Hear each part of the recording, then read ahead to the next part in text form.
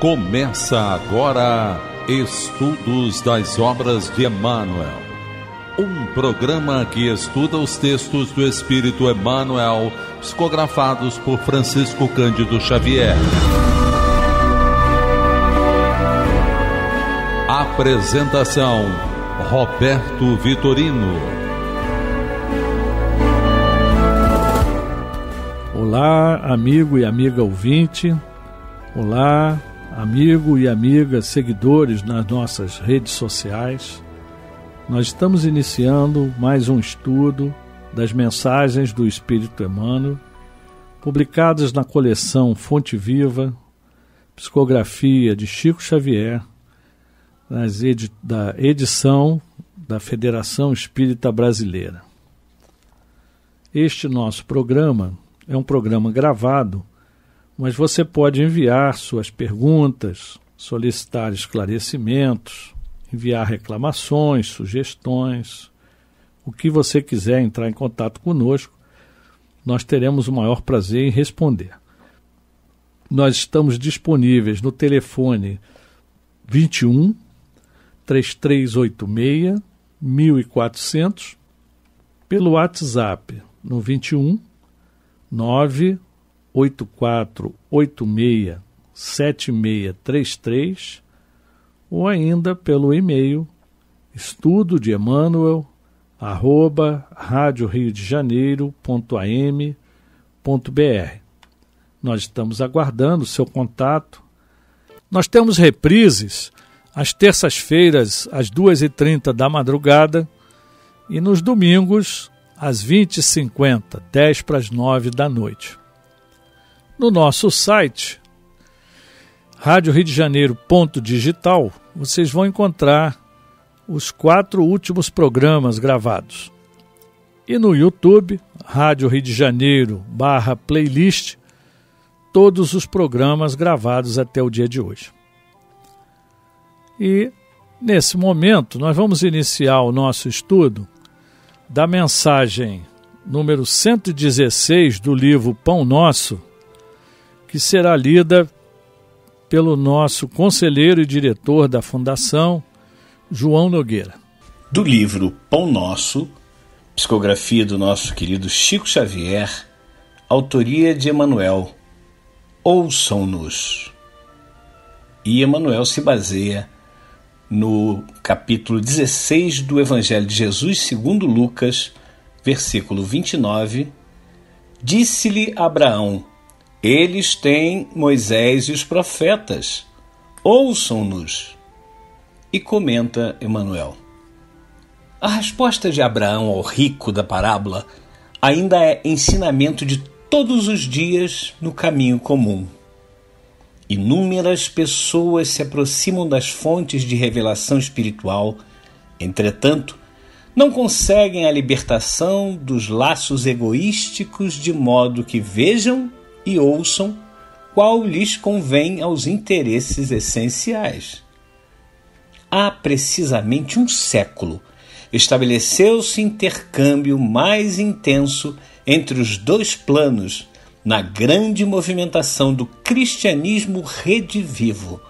Contudo, há aprendizes que contemplam o céu, angustiados tão só porque nunca receberam a mensagem direta de um pai ou de um filho na experiência humana.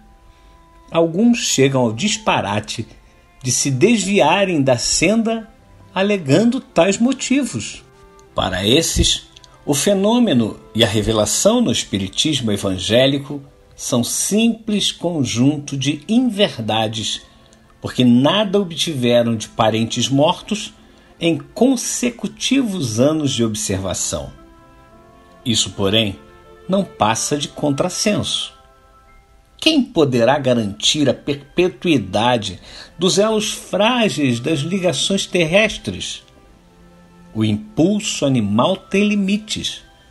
Ninguém justifique a própria cegueira com a insatisfação do capricho pessoal. O mundo está repleto de mensagens e emissários há milênios. O grande problema, no entanto, não está em requisitar-se a verdade para atender ao círculo exclusivista de cada criatura, mas na deliberação de cada homem quanto a caminhar com o próprio valor na direção das realidades eternas. Então, esse ensinamento de Emmanuel para nós, ele nos traz o Evangelho de Lucas, no capítulo 16, e nós vamos dar uma lembrada de alguns aspectos desse capítulo 16, que vai culminar com essa frase que ele se baseia nos seus comentários. Então, esse Evangelho de Lucas, no capítulo 16, é interessante, porque ele trata aqui de um certo homem rico, que tinha um mordomo, e esse mordomo foi acusado, de dissipar os seus bens. E ele o chama, para dar as contas, e ele diz: dá contas da tua mordomia, porque já não poderás ser mais meu mordomo. E o mordomo, fica preocupado, que farei para que o meu senhor, que ele me tira a mordomia? Cavar não posso, mendigar tenho vergonha. E ele conclui, eu sei o que hei de fazer, para que quando for desapossado da mordomia, me recebam em suas casas. E chamando a si um dos devedores do seu senhor, diz ao primeiro: quanto deves ao meu senhor? 100 medidas de azeite, ele responde. E disse-lhe: toma a tua obrigação e, assentando-te já, escreve 50. Aí chama outro: e quanto deves? 100 alqueires de trigo. E disse-lhe: toma a tua obrigação e escreve 80.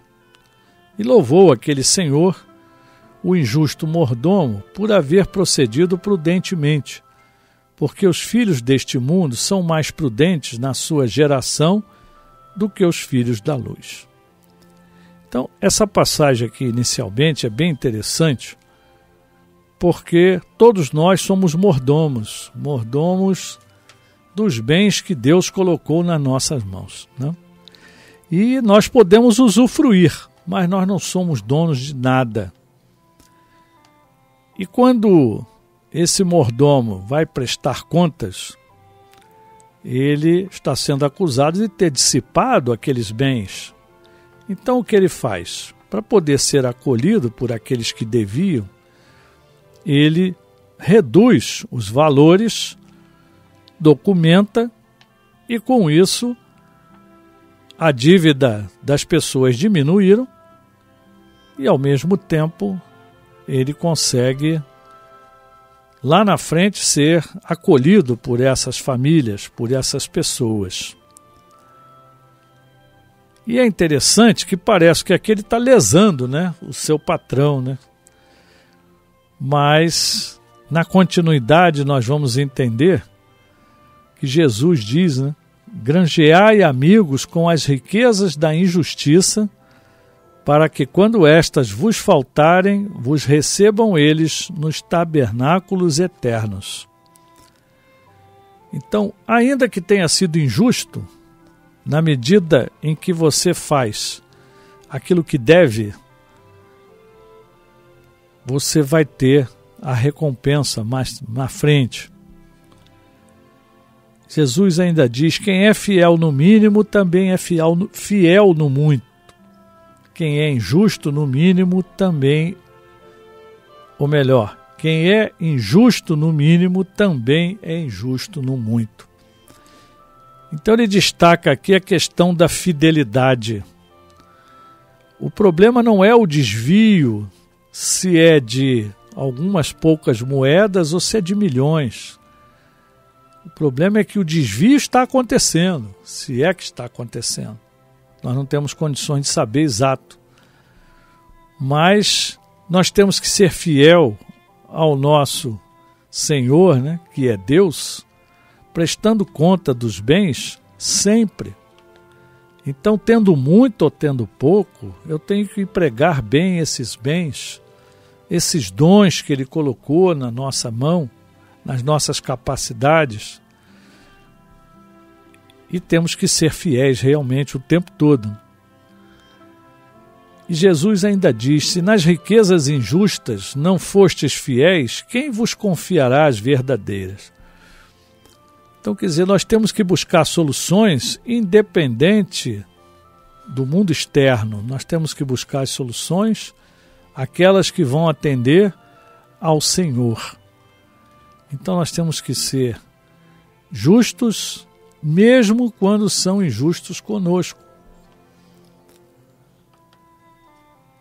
E mais à frente, Jesus diz: nenhum servo pode servir dois senhores, porque ou há de odiar um e amar o outro, ou se há de chegar a um e desprezar o outro. Não podeis servir a Deus e a Mamon. E todos nós, espíritas, já ouvimos isso muitas vezes. Então nós temos que ser fiéis e nós temos que escolher qual é o Senhor que nós vamos prestar contas. É Deus ou Mamon, que representa os bens materiais?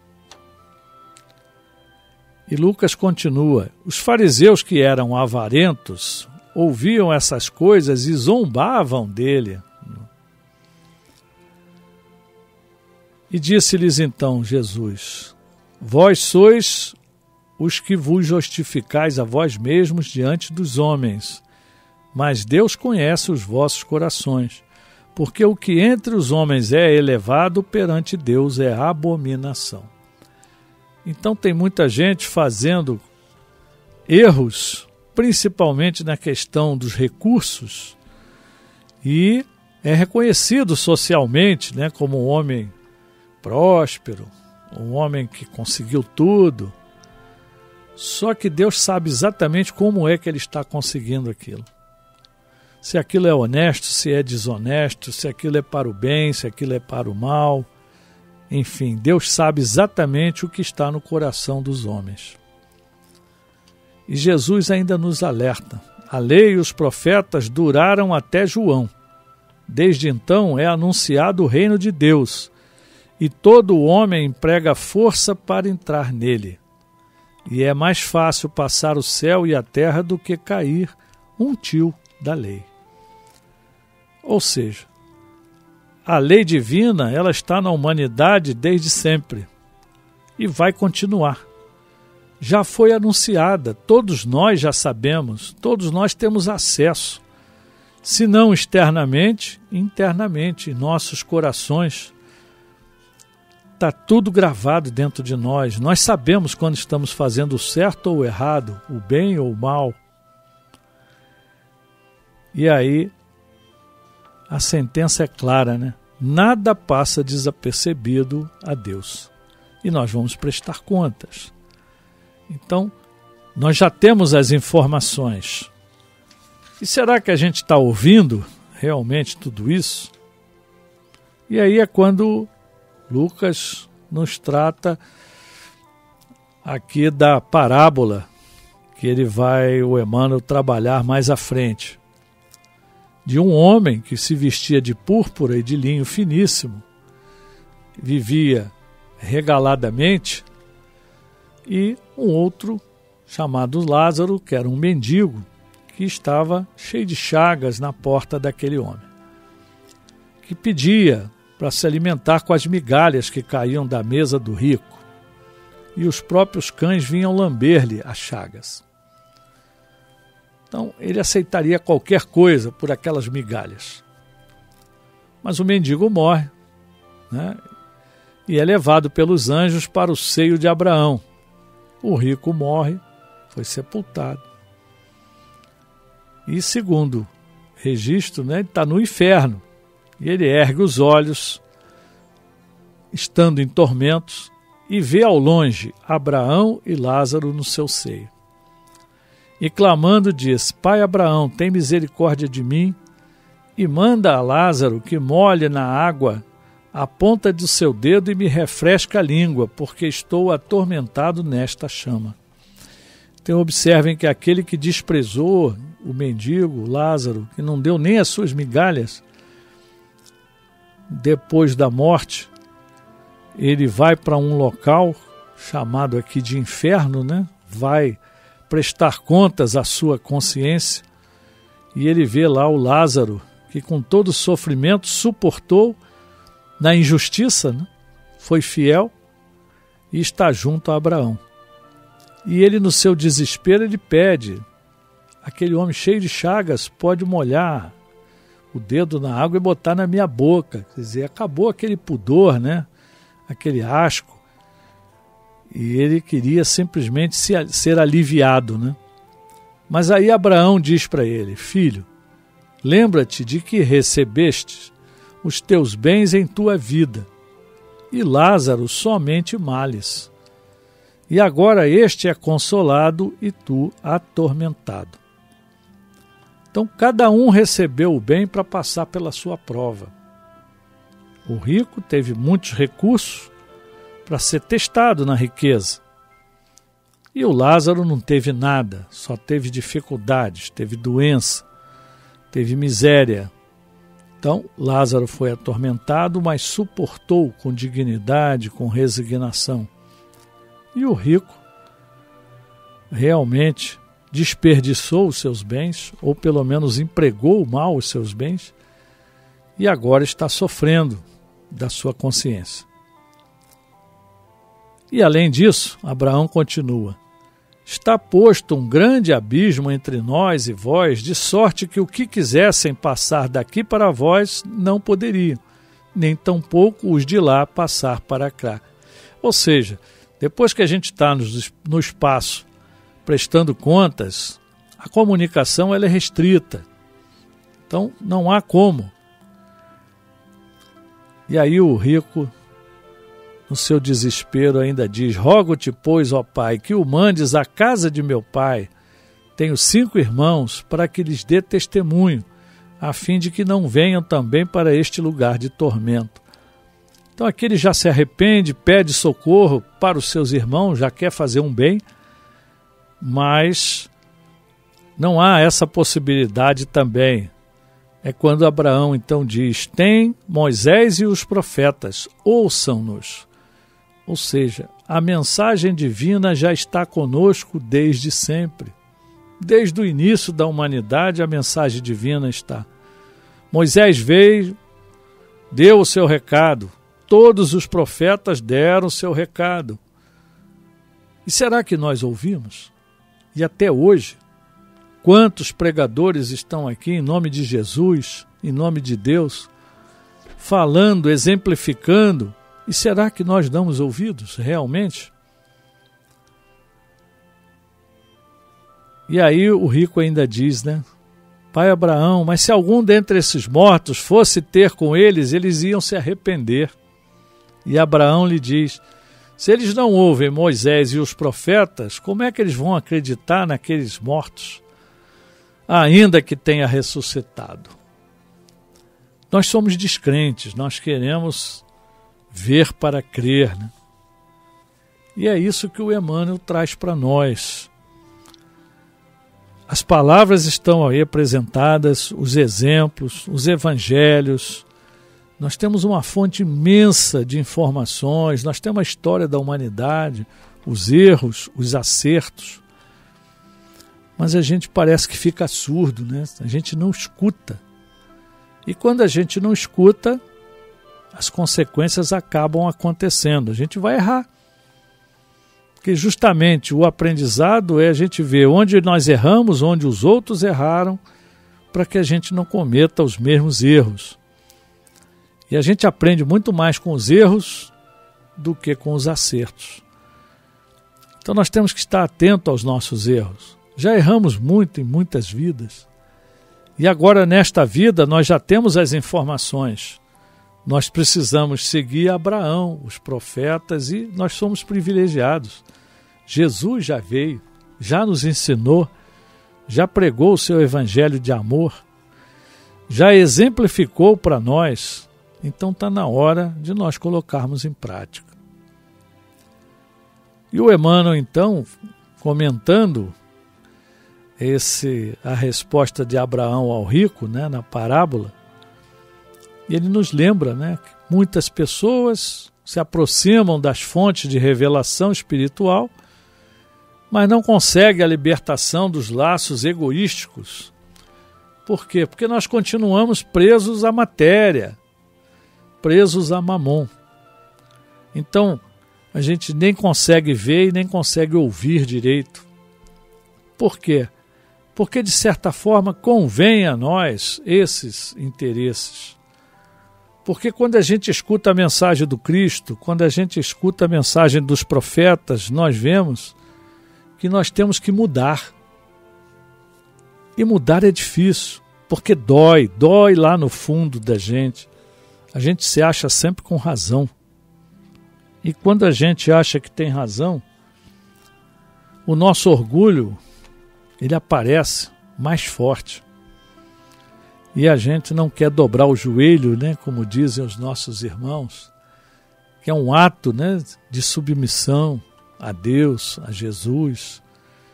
E nós, orgulhosos, acabamos tendo dores nas juntas, nos joelhos. É bem comum isso. Dizem, né, a população já tem essa ideia, né? Quem é orgulhoso vai ter problema no joelho. E se a gente for ver o nosso histórico, certamente, né? Falo por mim, meus joelhos doem muito, minhas juntas doem muito, porque o orgulho ainda é muito grande, com todo o conhecimento que eu já consegui adquirir, e na certeza de que tem tanto para aprender ainda, e mais do que isso, colocar na prática, que é o mais difícil. Então, já há tanto tempo o Espiritismo está aqui, a doutrina dos Espíritos já foi colocado, já foi mostrado essa movimentação, né, do cristianismo redivivo. Os dois planos se comunicam. Existem pessoas que olham para o céu e ficam perguntando, né, por que eu não recebo mensagem dos meus irmãos, dos meus pais, dos meus amigos, daqueles que já se foram? E a gente quer que o telefone toque daqui para lá, mas não é assim. É de lá para cá que toca. Eles podem se comunicar conosco, mas nós temos que ter mérito para poder receber essas comunicações, né? E esses fenômenos que a revelação do Espiritismo traz para nós, tem então para eles como sendo um conjunto de inverdades, porque eles não conseguem entender. E eles querem a prova física. E mesmo que assistam uma reunião mediúnica, por exemplo, que leiam um livro psicografado, não dão o real valor. E o Emmanuel pergunta, né, quem poderá garantir a perpetuidade dos elos frágeis das ligações terrestres? Nós aqui somos pai, mãe, filhos, irmãos. Mas na espiritualidade, quando a gente retorna, nós vamos lembrar que muitos de nós ainda somos e continuamos inimigos. Ainda não acertamos as nossas contas, ainda não nos perdoamos, ainda não perdoamos aqueles que nos feriram. Então, é muito difícil. Na carne a gente esquece, mas quando volta para o plano espiritual, as verdades aparecem. E muitas vezes nós vamos nos envergonhar. Então, nós não podemos justificar a nossa cegueira por uma insatisfação desse nosso capricho, né? O mundo está cheio de mensagens, de emissários há milênios. O problema não está em se pedir que essa verdade seja revelada através de círculos, como coloca o Emmanuel, exclusivista de cada criatura. As mensagens não vêm individuais, elas poderão até vir, mas a maioria das mensagens ela tem universalidade, ela é colocada em todos os lugares e para todos.